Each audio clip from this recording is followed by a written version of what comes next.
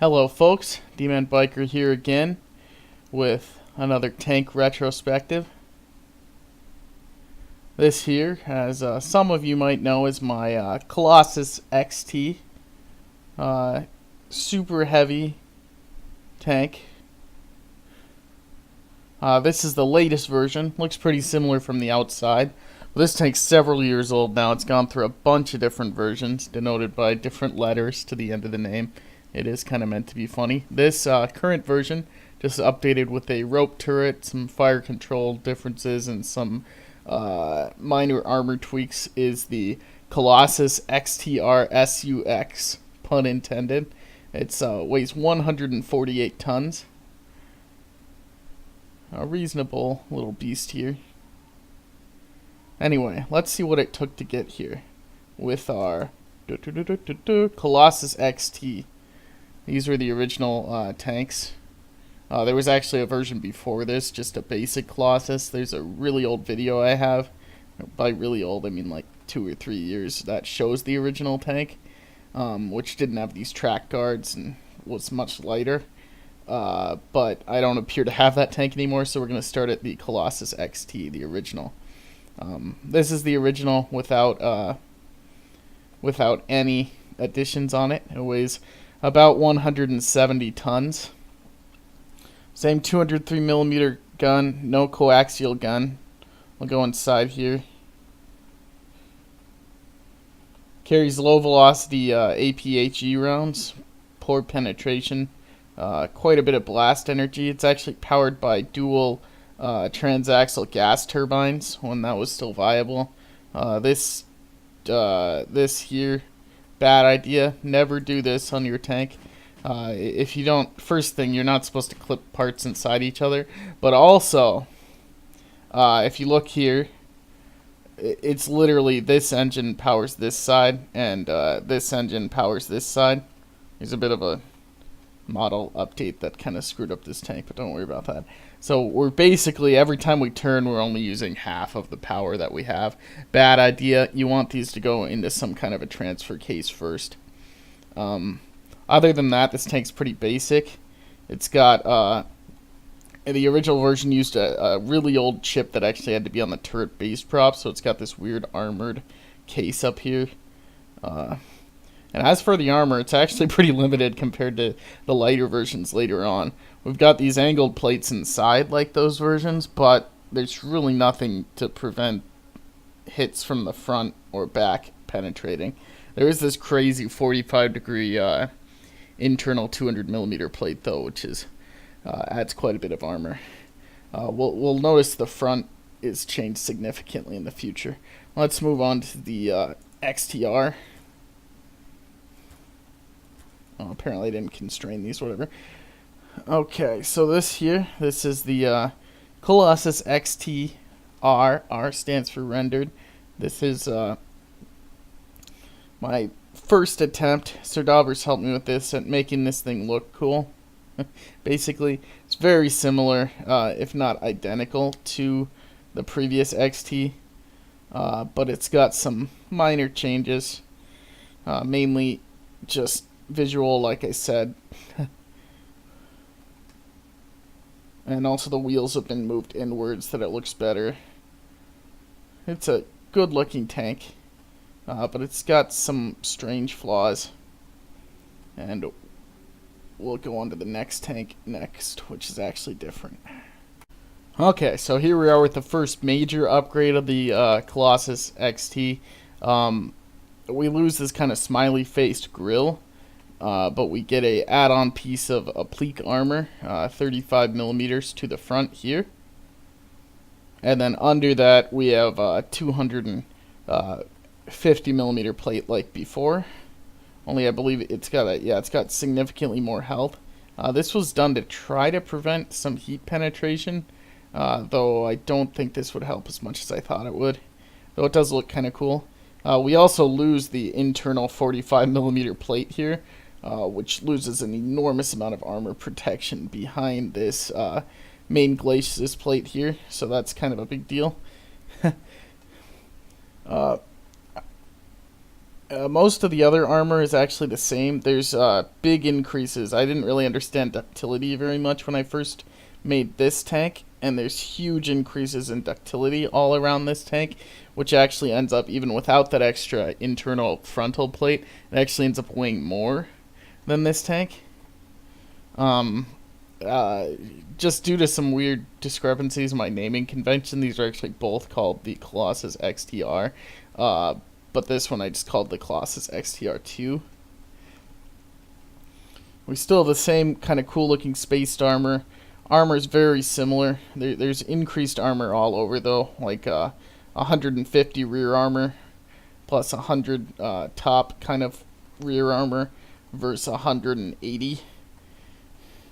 We keep the same 180 side armor, 250 frontal turret armor. There still isn't really a mantlet. It still looks kind of weird. The other major upgrade is we move from 2 turbine engines that, like I said before, power opposite sides to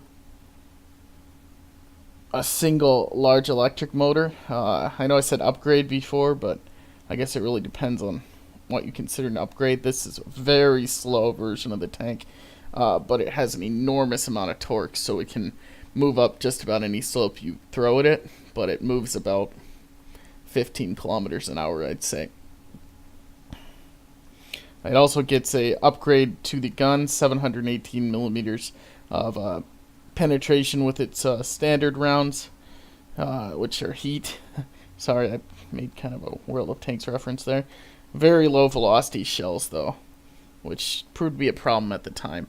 It also does not have a gearbox. It just drives forward using what it's got. So it only has 2 speeds essentially. Okay, let's move on to the next tanks now. Okay, so here we are with the next version of the Colossus XT. This is the Colossus XTRS. This is the first major upgrade. This was done somewhat recently.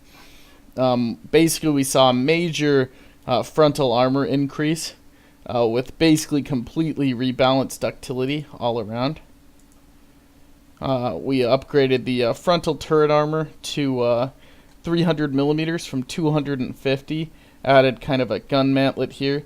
This one actually saw a downgrade of the gun to a 140 millimeter short. I figured firing heat ammunition, it wouldn't matter that much. Though you'll see shortly we actually went back to the original design. This is the first version that uses this enormous PHX wedge prop. 600 health, 220 millimeters of armor. I was figuring out that at this time that health is very important, so I wanted a giant volume prop to try to essentially exploit high amounts of health, but this was not the best way to do that. 600 health is way too much, and 220 millimeters of armor is going to end up failing before the prop does. Upper front plate right here, this is 200 millimeters, which is similar to I believe this, the XTR also uses 200. Well, this one actually uses 275.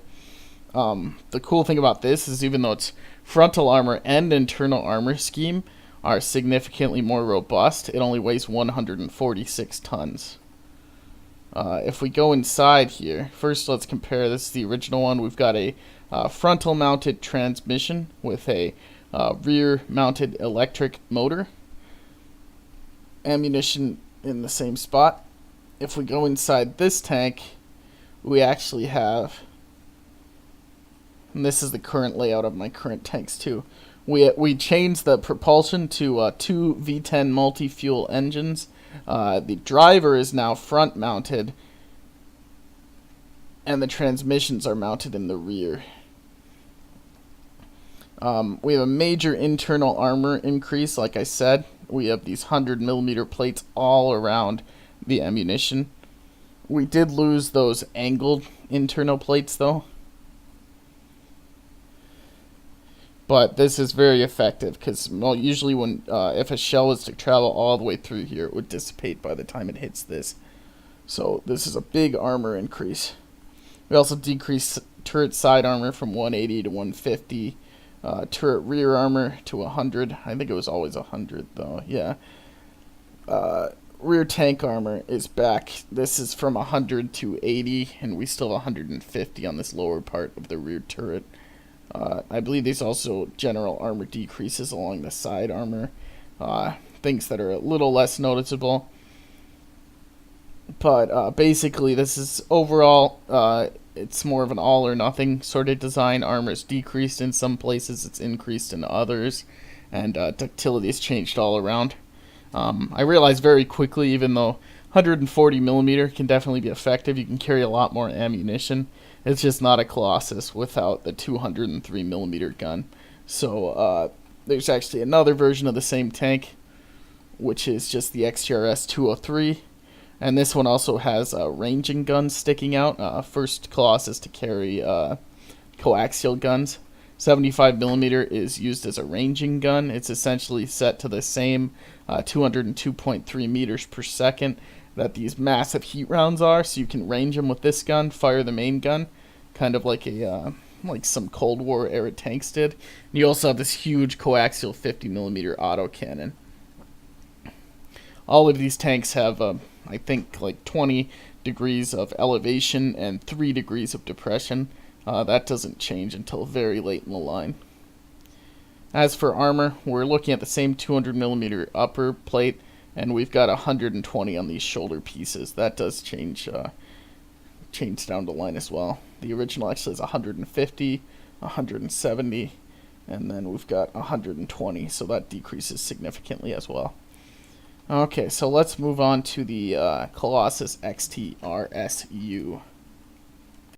Okay, so here we are with the Colossus XTRSU. This was the newest version of the vehicle until very recently.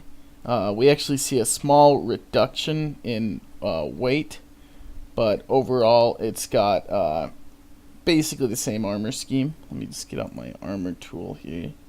There we go. We do see an increase in the frontal armor performance. We essentially cut 200 health from this giant frontal wedge and added 30 millimeters of armor. So we see 250 millimeters at 60 degrees. This angle's 60 degrees, by the way. So we've got 500 effective at 400 health. Upper plate still 200 millimeters. This is probably, if you were fighting this tank, this is probably the weakest link here. Although I believe the next version we might see a little bit of a buff there.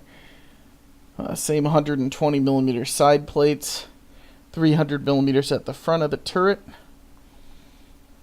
150 at the sides. The main change with this tank was mostly it uses an updated version of the chip, Sir Dauber's chip, so it no longer requires this ranging cannon. Rather, it'll just figure out its projectile motion on its own, so it no longer has the ranging cannon, so it weighs a bit less there. We also have better ammo storage for the 50 millimeter cannon, protected by another layer of 100 millimeter ammo, or excuse me, 100 millimeter steel here, and then the ammo stored here, and that's currently how it's stored. In previous versions, it was just kind of shoved back here. This is kind of a interim version, so it has ammo stored this way, but originally it was just stuck back here and it would get blown up very easily. So that's the 50 millimeter autocannon ammo.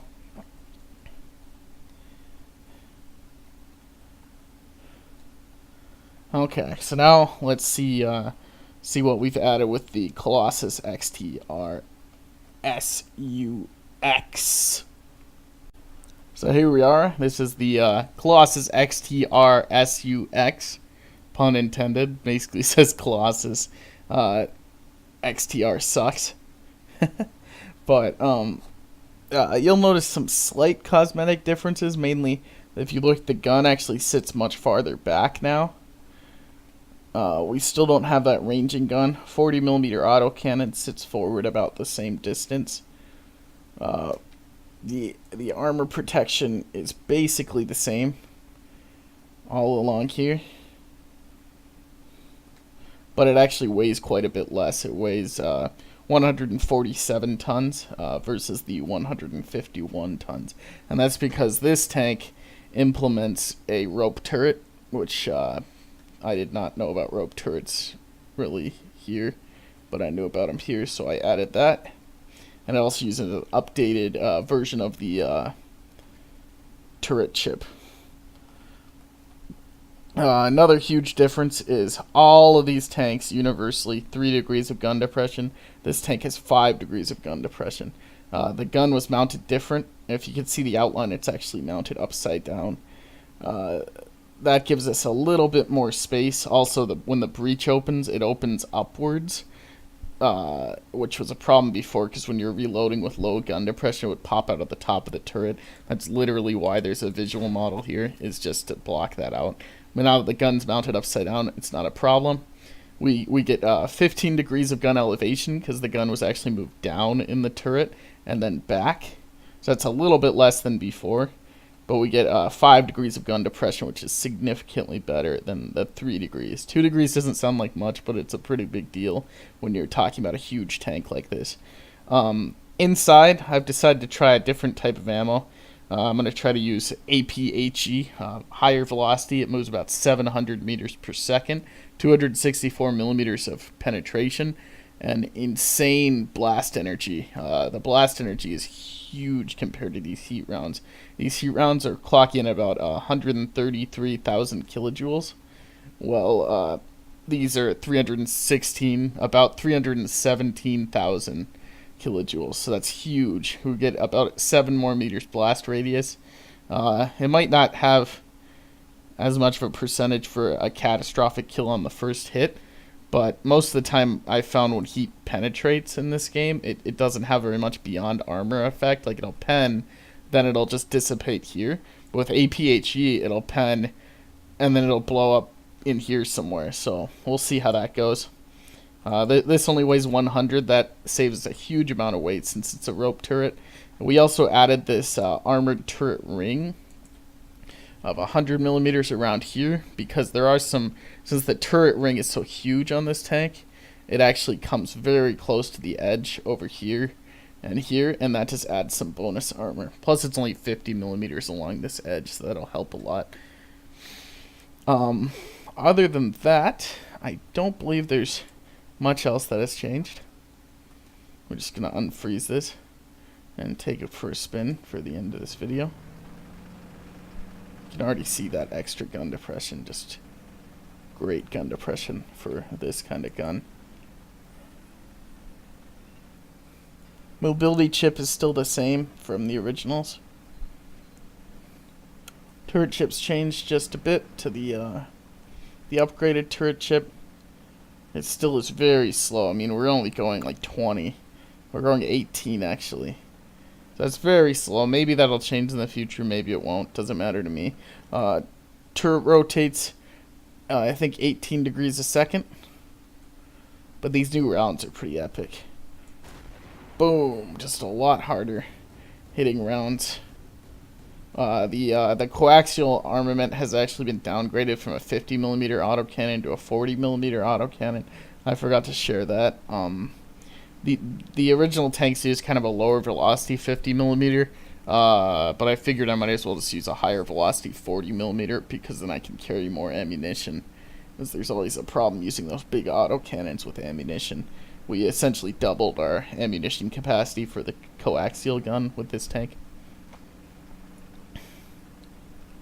Other than that, I think that's pretty much all I want to share about this tank. It's been a lot of fun making this tank.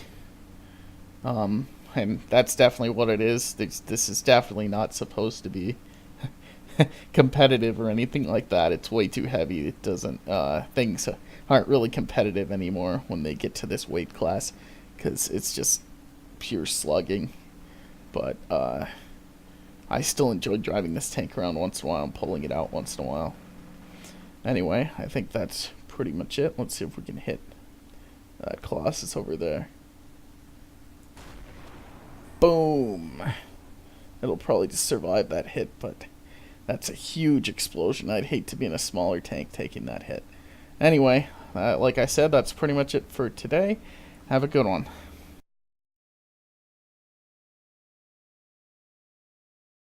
Anyway, so let's go back to the beginning. We're going to start at the Colossus XT because I do not know.